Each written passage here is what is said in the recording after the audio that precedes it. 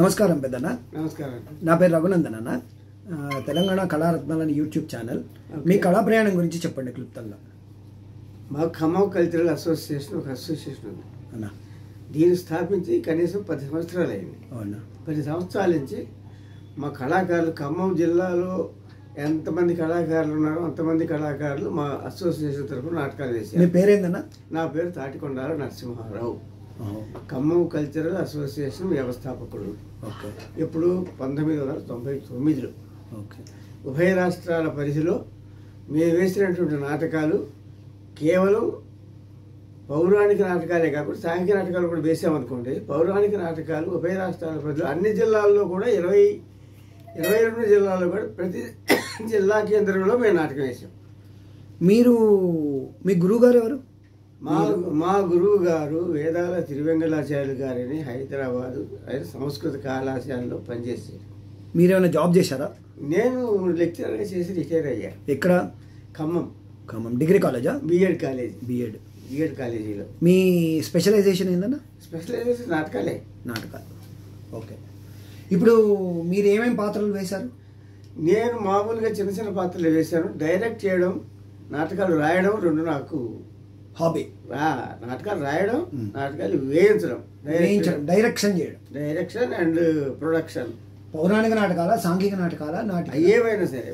ఇప్పుడు ఈ మధ్య పౌరాణిక నాటకాలు వేస్తారు. అంతకుముందు సాంఘిక నాటకాలు 1975 నుంచి 95 వరకు వేసాము. 99 నుంచి పౌరాణిక నాటకాలు వేస్తాం. పౌరాణిక నాటకాలు. ఇప్పుడు మీరు ఎన్ని నాటకాలు రాశారు అన్నయ్య? నేను దరిదాపుగా 8 నాటకాలు రాశాను. అంటే సహనాటక రచయితగా 5 నాటకాలు రాశాను. సొంతంగా 12 నాటకాలు రాశాను. ఏమేంటి అన్న? శాకుంతలం రాశాను, రాధాకృష్ణ రాశాను అన్న. ఇలాగ పని చెప్పుకుంటూ పోతే సాంఘిక నాటకాలు 10 ఉన్నాయి. 10 మొత్తం మీ ఇద్దరు కలిసి రాసినటువంటి నాటకాలు 4 నాటకాలు 5 నాటకాలు ఉన్నాయి. చాణక్య, చంద్రగుప్త. మొత్తానికి ఒక 50-60 సంవత్సరాల నిధి ఉంది మీ దగ్గర. 50-60 సంవత్సరాల నుంచి నేను నాటక అదే నిధి, నాటక నిధి అన్నట్టు మీరు. ఓకే. మీకు శుభాకాంక్షలు అండి, అభినందనలు. ఇది తెలంగాణ కళారత్నాలని యూట్యూబ్ ఛానల్. మీలాంటి పెద్దవాళ్ళను పరిచయం చేయాలని నా ప్యాషన్ అండి. చిన్న ఉడతా భక్తిగా నేను కూడా ఒక ఆర్టిస్టును. ఇంకా మీరు ఎక్కడెక్కడ నాటకాలు ప్రజెంట్ చేశారు అన్నయ్య? మేము ఉభయ రాష్ట్రాల మధ్యలో కూడా చేసాము, కర్ణాటకలో కూడా చేసాము మా నాటకాలు. ఉభయ రాష్ట్రాల మీరేం పాత్ర అంటే డైరెక్షన్ అన్నారు కదా? ఓకే. Total direction. ఎంతమంది శిష్యులను తయారు చేశారు? ఎంతమంది శిష్యులను తయారు చేశారు? 100 మంది శిష్యులు. 100 మంది. సెల్యూట్ మీకు. ఇంకేమైనా మీ స్పెషలైజేషన్ గురించి చెప్పండి. స్పెషలైజేషన్ అంటే ఇప్పుడు నాటక రంగంలో ప్రయోగాలు చేయటం మా స్పెషలైజేషన్. ఓకే. పౌరాణిక నాటకాల్లో ఇంతకుముందు పద్యానికే ప్రాధాన్యత ఉండేది. ఇప్పుడు మా ఆర్టిస్టులు పద్యానికే కాకుండా వాచికానికి కూడా ప్రాధాన్యత ఇచ్చేటువంటి ప్రధానత ఉంది ఇక్కడ. ఇంతకుముందు షణ్ముఖి కానీ అబ్బూరి కానీ వారు ఎవరైనా సరే పద్యం రాగాలాపనకి ప్రాధాన్యత ఇచ్చారు. పద్యం వాచికం ఎలా చెప్పారంటే ప్రేక్షకులు పట్టించుకోలేదు, వాళ్ళు పట్టించుకోలేదు. ఇప్పుడు ప్రేక్షకులు కూడా వాచికం ఎలా చెప్తున్నారు, వీళ్ళు చెప్పిన డైలాగుకి ఈయన పాడిన పద్యానికి రిలేషన్షిప్ ఏమిటని ఆలోచించే పరిస్థితి ప్రేక్షకులు ఈరోజు. పరిషత్తుల్లోకి ఏమైనా వెళ్ళారా? అన్ని పరిషత్తులు ఆడాం మేము. ఈ ఉభయ రాష్ట్రాల్లోని అన్ని పరిషత్తులు, నంది పరిషత్తులు సహా హనుమా పరిషత్తు, గరుడ పరిషత్తు, అశ్విని, ఇలాంటి పరిషత్తులు ఎన్ని పరిషత్తులు ఉంటే అన్ని పరిషత్తులు. పాత రోజులకు ఇప్పటి రోజులకు నాటకంలో ఏమైనా తేడా కనిపిస్తుంది? తేడాలు ఏంటంటే పాత రోజుల్లో 3 గంటలు నాటకం వేసాం, ఈ రోజున 1.5 నాటకమే. అంతే. కుదించి మనం చెప్పదలుచుకున్న విషయాన్ని ఎఫెక్టివ్గా ప్రేక్షకులకి ఎలా చెబుతున్నాం అనేటువంటిది ముఖ్యం. మీకు ఏమేమి అవార్డ్స్ వచ్చాయన్నయ్య? మాకు 4-5 నంది అవార్డులు వచ్చాయి. తర్వాత పురస్కారాలు చెప్పలేను అనుకోండి. అన్ని దేనిలో వచ్చింది నంది అవార్డు? దేనిలో వచ్చింది? వేటికి వచ్చింది? చాణక్య, చంద్రగుప్త, వశిష్ఠ విశ్వామిత్ర, కౌశల్య సుప్రజారామ, ఇంకా ఇదేంటి మాయాబజారు, ఇలాంటి నాటకాలు అన్నిటికీ ప్రైజులు వచ్చాయి. I salute you. మీకు శుభాకాంక్షలు, అభినందనలు. మీరు ఇప్పుడుండే యూత్కి ఏం చెప్తారు? ఉండే యూత్కి ఒకటే చెప్పగలుగుతున్నాను. ఏమిటంటే నాటక కళను బతికించాలంటే యువతరం ముందుకు వచ్చి యువతరం కూడా ఈ మధ్య మన తెలంగాణ సంగీత నాటక పరిషత్తు కూడా యువజనోత్సవానికి సరిపోయింది. 1 సంవత్సరంతో అయిపోయింది. అది అలాగే దాన్ని కొనసాగిస్తే నాటక రంగానికి యువత నుంచి వచ్చే ప్రాతినిధ్యం ఎక్కువ అవుతుంది. ఎందుకంటే జనరేషన్ ఇట్లా కొనసాగుతుండాలి నాటక పరిస్థితి. జీవనోపాధి ఎలా ఉందంటారు నాటకాల రంగంలో? జీవనోపాధి అంటే సాధ్యమైనంత వరకు అందరూ కూడా వాళ్ళ విరామ సమయాల్లో మాత్రం చేస్తున్నారు. కానీ జీవనోపాధి ప్రభుత్వం నుంచి వాళ్ళకి ఏదైనా ఉపాధి హామీ లభిస్తే మటుకు ఖచ్చితంగా ముందుకు వస్తారు. ప్రభుత్వం నుంచి వాళ్ళకి రావాల్సిన ప్రోత్సాహం రావడం లేదు.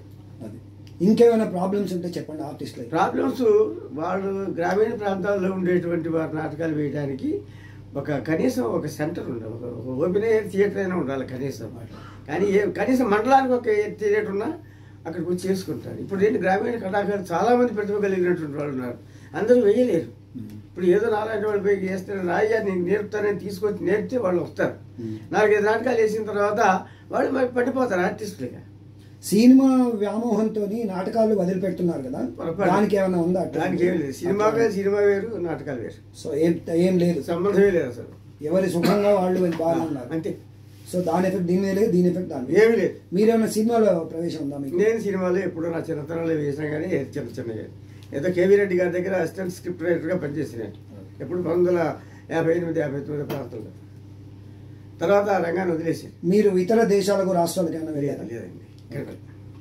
ఇప్పుడు పిల్లలకు బాగా ట్రైనింగ్ ఇస్తూ మీలాంటి వారి అనుభవం వారికి ఎంతో బాగా, మీరు ఇంకా మీ ఆరోగ్యం బాగుండాలని ఆ భగవంతుని మా ఛానల్ తరఫున మేము ప్రార్థిస్తూ మీరు ఇంకా వృద్ధిలోకి రావాలని, మాలాంటి వారికి ఒక ఐకాన్గా మీరు ఉండాలని కోరుకుంటూ నాకు మీ టైం కేటాయించి ఇంటర్వ్యూ ఇచ్చినందుకు ధన్యవాదాలు మాస్టర్. మీ నెంబర్ చెప్పండి. ధన్యవాదాలు. మీ నెంబర్ చెప్పండి.